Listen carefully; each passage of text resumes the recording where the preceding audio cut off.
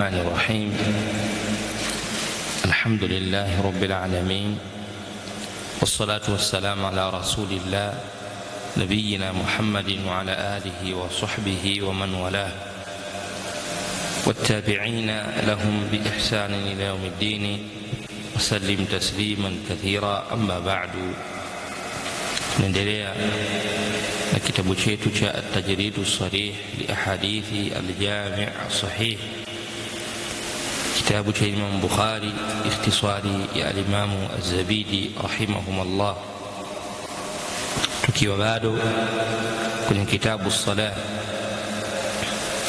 قال رحمه الله: باب الخوخة والممر في المسجد.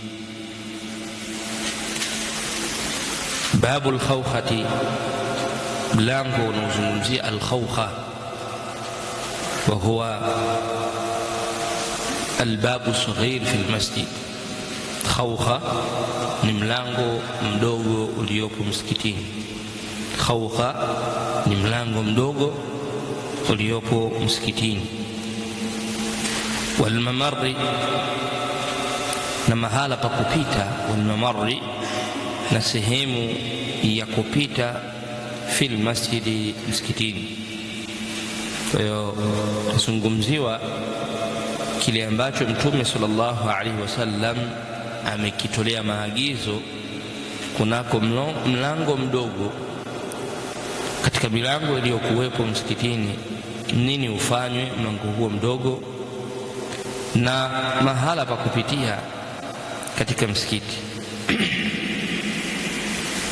عن أبي سعيد الخدري رضي الله عنه قال: tukiliwa hadithi kutoka kwa Abi Sa'id al-Khudri, Allah mridhia, amesema: khataba an-nabiy sallallahu alayhi wasallam, Mtume alihutubia. Na kuhutubia kwake Mtume alayhi salatu wasalam, kana jalisan ala minbari, alipokuwa anahutubia kipindi hichi alikuwa amekaa juu ya mimbari yake.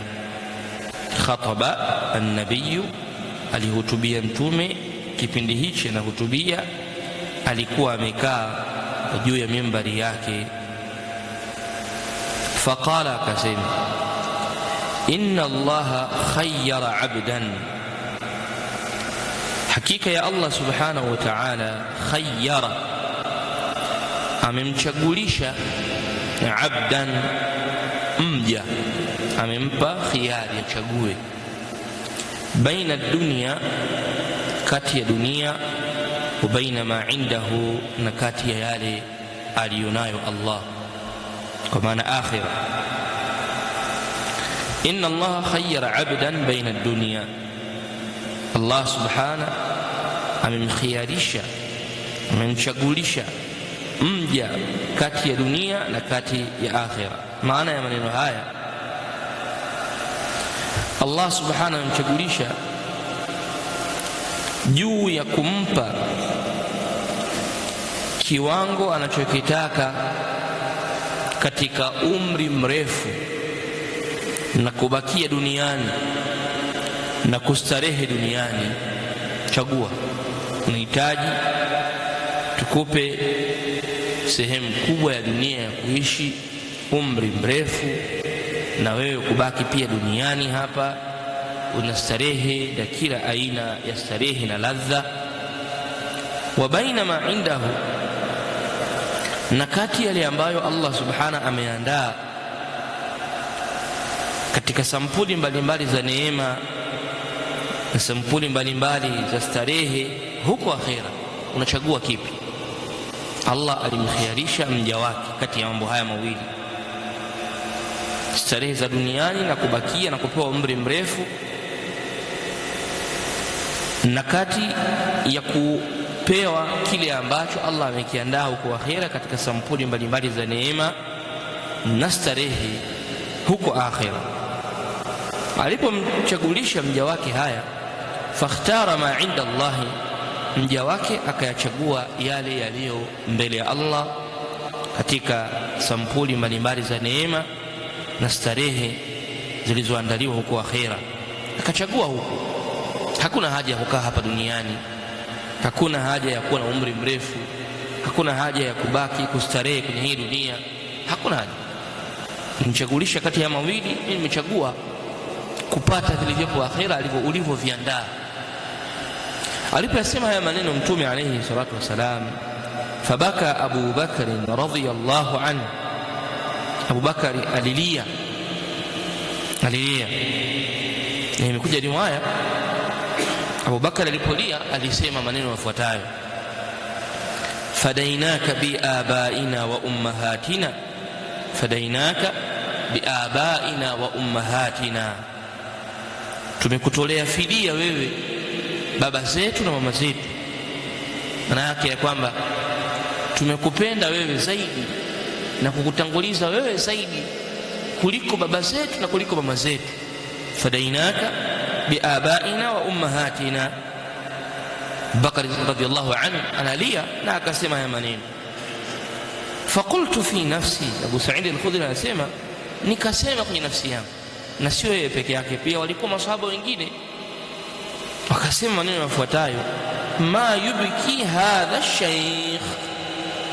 Neno shekhe mmeliona nadhani, kipi kinachomliza huyu shekhe? Masahaba walikuwa wanamuita Abu Bakari shekhe. Masahaba walikuwa wanamuita Abu Bakari nani? Shekhe. Ma yubki hadha shaykh, kipi kinachomliza huyu shekhe, huyu mzee huyu?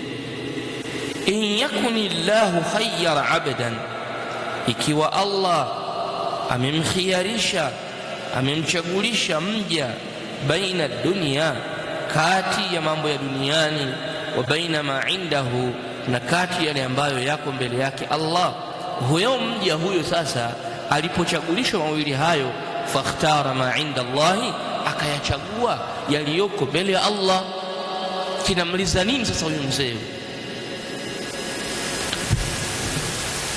Allah subhanahu wa ta'ala akajalia maisha yakaendelea. Wa mata an-nabiy sallallahu alayhi wasallam, mtume alikuja kafariki. Alipofariki mtume sallallahu alayhi wasallam, miaka ya mbeleni sasa ndipo walipokuja kuelewa kwa nini Abu Bakar radhiyallahu anhu alilia. Kama nini alishevi? Kwa inayofuata, fakana Rasulullah sallallahu alayhi wasallam huwa al-abdu, alikuwa mtume ndo huyo mja aliyekhiarishwa, huyo mja ambaye amepewa achague, ndo huyo alikuwa mtume sallallahu alayhi wasallam. Hapa sasa baada ya kuwa mtume amefariki, fafahima an-nasu murada Abu Bakrin, watu ndio wakafahamu makusudio murada Abi Bakrin, makusudio yake. Kumbe yale maneno ya mtume, kumbe mtume ndio alichagulishwa baina ya kubakia duniani na kati ya kupewa umri mrefu na starehe za duniani na kupewa yaliyoko mbele ya Allah katika starehe na raha mbalimbali. Mtume akaona asikae duniani, hakuna faida, bora aende kwa mwana wake. Ndio maana mtume amefariki kipindi hichi.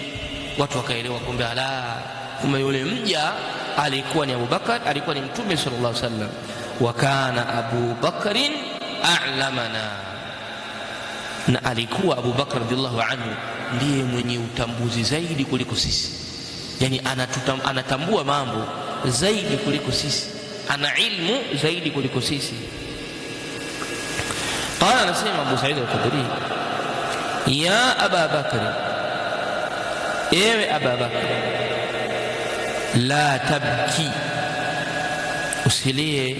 Mtume sallallahu alaihi wasallam sasa akamwambia Abu Bakari pale kwenye tukio. Ndio maana Imam Zabidi au Bukhari amekoza maneno haya, yalikuwa na wino mwingi. Pale alipolia Abu Bakari mbele ya Mtume sallallahu alaihi wasallam, Mtume akamwambia ya Aba Bakari, ewe Abu Bakari, la tabki, usilie. Inna amanna an-nasi, inna amana an-nasi, hakika mkarimu zaidi wa watu, aktharu judan wa samahatan lana binafsihi wa mali, mtu ambaye ni mkarimu zaidi na mtu mwema zaidi kwetu sisi kwa nafsi yake na mali yake, alayya, kwangu mimi, inna amanna an-nas, kikamkarimu zaidi wa watu, alayya, kwangu mimi, fi suhbatihi, katika uswahiba wake, urafiki wake, wa mali, na katika mali yake, Abu Bakrin radhiyallahu anhu, mtu mkarimu zaidi kwangu mimi kwa urafiki na mali yake ni Abu Bakr as-Siddiq radhiyallahu anhu. Walau kuntu muttakhidhan khalila, na lau ningelikuwa mimi naruhusiwa kumfanya fulani awe khalilan, rafiki ambaye mimi nitauchukua moyo wangu kwa muda mrefu katika kumpenda, khalilan ay sadiqan ufarriqu qalbi limawaddatihi, na utenga moyo wangu kwa kumpenda yeye, min ummati, katika umma wangu, latakhadhtu Aba Bakrin, ningemfanya Abu Bakr Siddiq ndiye alikuwa rafiki yangu wenye mapenzi ya moyoni kabisa, nayempenda. Lakini jambo halijawa hivyo, mimi ndo nimefanya kuwa ni khalili, haitowezekana tena na mimi nikamchagua khalili wangu. Lakini kilichobakia baina ya mimi na Abu Bakr Siddiq, ukhuwatul islami, ni udugu wa Uislamu, wa mawaddatuhu, na mapenzi yake. La yabqayanna fil masjidi, pasibakie katika msikiti, babun, mlango mdogo wote, pasibakie kwenye msikiti mlango ambao ndio khaukha, illa sudda, isipokuwa ufungwe na uzibwe, illa babu Abi Bakrin, usipokuwa mlango wa Abu Bakr Siddiqi, huo uachwe ukiwa wazi. Kwa sababu masahaba katika msikiti wa Mtume sallallahu alaihi wasallam walikuwa wameweka milango mingi kwa ajili ya kuingia kutoka majumbani mwao. Pale kuna mlango na mlango na mlango, kwa sababu mlango huo ukipita hapo unatoka nyumbani kwa fulani, pita hapo unatoka nyumbani kwa fulani. Ambia la yabqayanna fil masjidi babu, usibakie msikitini mlango wowote, illa sudda, isipokuwa uzibwe, illa babu Abi Bakrin, isipokuwa mlango Abu Bakrin, ili mlango Abu Bakari hapa uweze kupambanuka na kuwa wazi kunako fadhila yake Abu Bakr Siddiq radhiyallahu anhu. Tumalizeni hadithi inayofuata. Ani ibn Abbas radhiyallahu anhuma qala, mpokelewa hadithi kutoka kwa Ibn Abbas, Allah amridhie, anasema kharaja Rasulullah sallallahu alaihi wasallam fi maradhi, Mtume sallallahu alaihi wasallam alitoka kwenye maradhi yake, anatoka elekea msikitini, alladhi mata fihi, maradhi ambayo alifia katika hayo maradhi. Sallallahu alaihi wasallam alitoka sallallahu alaihi wasallam asiban ra'sahu, hali ya kuwa amekifunga kichwa chake kwa kitambaa, bikhirqatin, kwa kitambaa. Asiban ra'sahu, amekifunga kichwa chake, bikhirqatin, kwa kitambaa, kakibana, kichwa kinamuuma sallallahu alaihi wasallam. Akatafuta kipande cha kitambaa, kumash, akafunga kwenye kichwa chake kwa lengo la kupunguza maumivu ya kichwa ambayo yalikuwa ni makali sana.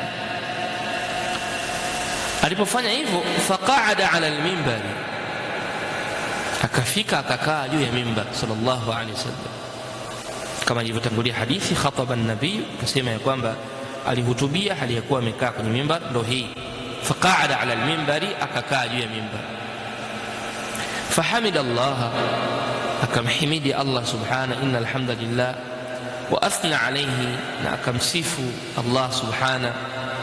Thumma qala, kisha akasema sallallahu alayhi wasallam, innahu, hakika ilivyo, laysa minan nasi, hakuna katika watu, ahadun, yeyote, amanna alayya fi nafsihi, mkarimu zaidi kwangu mimi, fi nafsihi, kwenye nafsi yake, wa malihi, na mali yake, min Abi Bakr ibn Abi Quhafa, kuliko Abu Bakari ibn Abi Quhafa. Hakuna katika watu yoyote mkarimu zaidi kwangu mimi kwenye nafsi yake na mali yake kuliko Abu Bakr ibn Abi Quhafa. Walau kuntu muttakhidhan minan nasi khalila, lau ningelikuwa mimi naruhusiwa kumfanya minan nasi, katika watu, khalilan, rafiki ambaye moyo wangu utakuwa umejipa nafasi kubwa na yeye, latakhadhu Abu Bakrin khalilan, ningelimfanya Abu Bakr radhiallahu anhu kuwa ni kipenzi na sadiqi. Lakini kilichobakia ni khullatul islami afdal, ni ule udugu wa Uislamu. Khullatul islami, udugu na mapenzi ya Uislamu ambayo ni afdal, ni bora zaidi. Suddu anni, zibeni kwangu mimi, nizibieni nyinyi kwangu mimi, kulla khawkhatin, kila mlango mdogo, fi hadha almasjidi, kwenye msikiti huu, kila mlango mdogo mdogo uliopo kwenye msikiti huu ufungwe na uzibwe. Ghaira khawkhati Abi Bakrin, isipokuwa tu khawkha ya Abu Bakrin, mlango mdogo wa Abu Bakrin radhiyallahu anhu. Hadithi hizi mbili zote yukammilu ba'daha ba'dan, zinajikamilisha baadhi yake kujikamilisha kwa zingine. Hadithi ya kwanza na ya pili zinafungamana na manqabatu Abi Bakr radhiyallahu anhu, nafasi ya Abu Bakr as-Siddiq radhiyallahu anhu wa fadluhu. Jambo la pili katika hadithi hii, pana isharatun wadhiha likhilafati Abi Bakr radhiyallahu anhu, kuna ishara ya wazi juu ya ukhalifa wa Abu Bakari baada ya kufa Mtume sallallahu alaihi wasallam. Katika hadithi ambazo yustadallu inda ahli sunna ala khilafati Abi Bakr radhiyallahu anhu hadha alhadith au hadain alhadithain, hadithi ambazo kutolewa ushahidi juu ya fadhila ya ukhilafa wa Abu Bakr radhiyallahu anhu ni hizi hadithi mbili.